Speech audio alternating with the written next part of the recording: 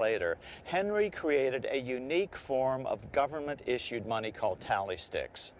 Tally sticks did not represent any quantity of gold or any other commodity. They were simply polished sticks of wood issued by the king, which he declared to be good for the payment of taxes. That made tally sticks just as good as any other form of money.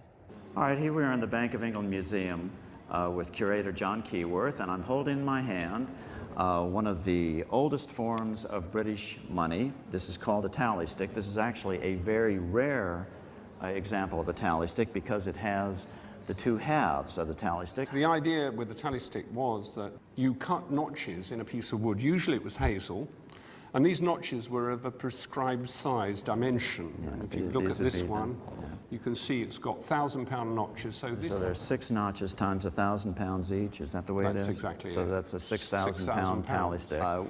This side is called the stock. This was kept by the person who made the loan, or paid the money in. I see.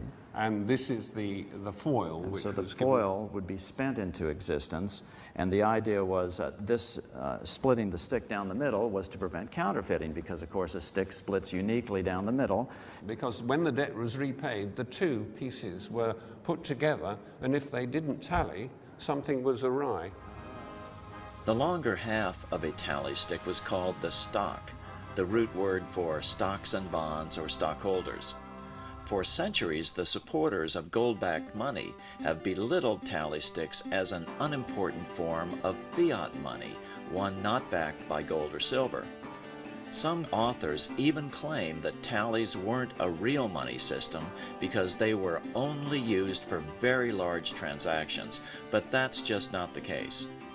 And was this the common size of tally sticks? In the Middle Ages, the average size was reckoned to be the length from the tip of his thumb to the tip of his forefinger, quite short.